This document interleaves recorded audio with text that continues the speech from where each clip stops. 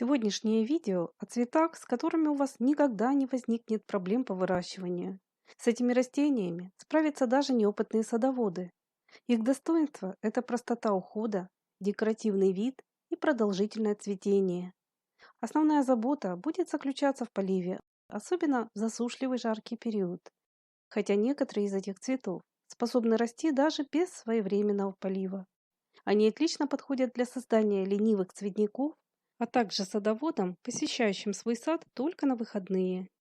Одним из самых неприхотливых растений с очаровательными цветами и декоративной листвой считается традисканция виргинская. Ее полюбили за длительную красоту и простоту выращивания. Данный многолетник наращивает пышные куртины из удлиненной листвы насыщенно зеленой окраски. Цветет традисканция достаточно долго. Ее цветочки непрерывно раскрываются в период с июня по сентябрь. Некоторые сорта цветут с июля по август. Окраска преимущественно сине-фиолетовая, но есть растения и с белыми, розовыми и даже с красноватыми и пурпурными цветками. Традисканция отличается редкой неприхотливостью, а еще тем, что ее можно высаживать на участках с высоким залеганием грунтовых вод и непосредственно у кромки водоема. Она также хорошо растет в притенении и составит удачную компанию хостам, гехерам, медуницам и осильбам. На постоянном солнце ее потребуется поливать. Традисканция виргинская достаточно зимостойкая. Данный многолетник выдерживает без укрытия понижение температуры до -35 градусов и даже ниже.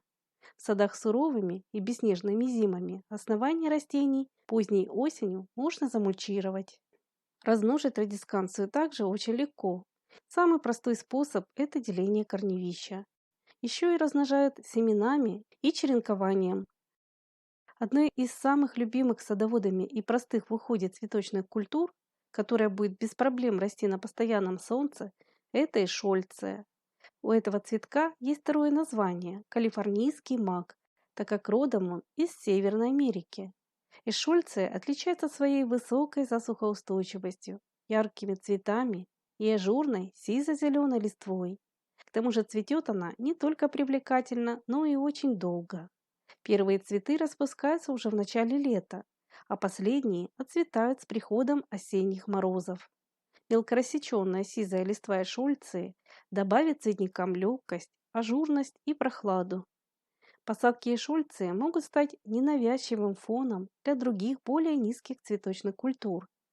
Особо красивые сорта с махровыми многоцветными цветами, например, яблоневый цвет и шифон. Последний отличается своей пестротой и необычными гофрированными лепестками. Эшольция не только простая в уходе, но и легкая в размножении. Ее можно выращивать безрассадным методом, то есть высевать семена сразу на клумбу. Обычно этот цветок достаточно посеять в цветник всего один раз, так как он дает свой самосев. При этом сорным растением и шольцы сложно назвать. Ее красочные цветы удачно сочетаются в совместной посадке со многими цветами, декоративными травами и злаками. К тому же этот цветок вам даже не придется своевременно поливать. Любителям ярких растений можно посоветовать посадить очаровательную энотеру. С помощью кустиков этого неприхотливого цветка легко создать солнечные пятна в саду. Посадки энотеры всегда заметны, где бы вы ее ни выращивали. Однако при покупке саженцев обращайте внимание на их характеристики. Есть однолетние, двулетние и многолетние виды энотеры. Также ее цветы могут быть желтой, розовой, белой и коралловой окраски. Они не только красивые, но и довольно приятно пахнут. Помимо своих декоративных качеств, энотера широко применяется в кулинарии и медицине. Ее родиной также является Северная Америка. Интересно, что коренные жители североамериканского континента употребляли в пищу все части этого растения. Очень красивый вид энотеры– орхидно-розовый. Ее объемные кустики высотой от 25 до 50 сантиметров покрываются нежными цветами с шелковыми розовыми лепестками. Особенно эффектно смотрится этот вид на переднем плане цветников и в полутени. Цветки ароматные, до 5 сантиметров диаметром. Данный вид считается многолетним. Но в северных регионах посадки осенью лучше накрыть лапником или высоким слоем органической мульчи, например, опавшей листвой. Энотера хорошо сочетается с разными растениями, однако цветы будут в раскрытом виде именно при посадке в небольшом притенении. Энотера также активно раскрывается в сумеречное время и пасмурную погоду. Ее вид всегда освежает сад и высветляет тенистые уголки. К тому же большинство ее видов способны цвести на протяжении всех 3 летних месяцев и даже в начале осени.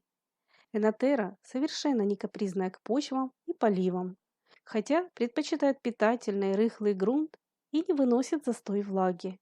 В подтопляемых местах ее лучше не сажать. Цветок очень прост в размножении, так как дает свой самосев. Его также высевают на рассаду в марте или сразу в открытый грунт в мае, в начале лета. Яркие кустики энотеры эффектно смотрятся в групповой посадке и в качестве обрамления цветников. Карликовые растения можно высаживать на переднем плане и на альпийской горке. Душистые цветы энотеры также привлекают в сад всевозможных бабочек. С выращиванием этой культуры справится каждый. Она редко болеет, но при посадке растений в переувлажненных местах есть риск поражений грибковыми инфекциями. Еще один совершенно неприхотливый и стойкий цветок, который добавит вашим клумбам ярких красок и особое очарование, это эригерон. В народе его называют мелколепестником.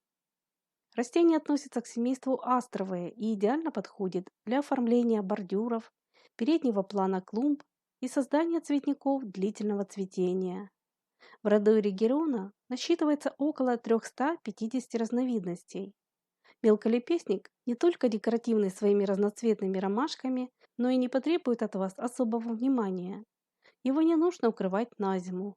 К почвам, поливам и подкормкам регион также не капризный. Цветет обильно в июне-июле, а некоторые виды цветут даже до осени. Такое растение– это идеальный вариант для так называемых ленивых цветников. Кустики способны расти практически без особого ухода, деления и пересадки в течение 4-5 лет. Для посадки лучше выбирать солнечные участки или легкую полутень, однако не стоит его высаживать в сырых и тенистых местах. Сорта мелколепестника отличаются по высоте, окраске соцветий и сроком цветения. Его декоративные объемные кустики обильно покрываются очаровательными цветами с ярким желтым центром и множеством тонких лепестков. Очень красивые махровые регероны с эффектными цветами фиолетового, голубого и розового цвета. Из них получаются красивые бордюры и обрамления садовых дорожек. Компактные сорта также можно выращивать в контейнерах, украшая ими балконы, парадную зону, места отдыха и террасы. Размножают мелколепестник несколькими способами. Самый простой– это деление. Также кустики черенкуют и выращивают из семян. Семена высевают весной или под зиму. Но стоит учитывать, что есть довольно туго всхожие разновидности. Вот их выращивают исключительно рассадным способом. Подобрав разные сорта и виды этого цветка, вы сможете создать яркие и долгоцветущие цветники. Красочные ромашки эригерона уместные в самых разных местах. Они также красиво сочетаются со многими декоративными культурами. Друзья, я буду рада, если эти растения помогут вам в оформлении малоуходного сада, в котором у вас всегда будет время не только для приятной работы, но и для наслаждения плодами своего труда. Делитесь также своим опытом и советами в комментариях. Какие еще неприхотливые и долгоцветущие растения вы знаете? Не забывайте подписываться на наш канал и нажимать на колокольчик. Это удобно, чтобы не пропускать выход новых роликов. А если это видео было вам интересным, не забудьте, пожалуйста, поддержать нас своим лайком. И до новых встреч на канале Добрый сад.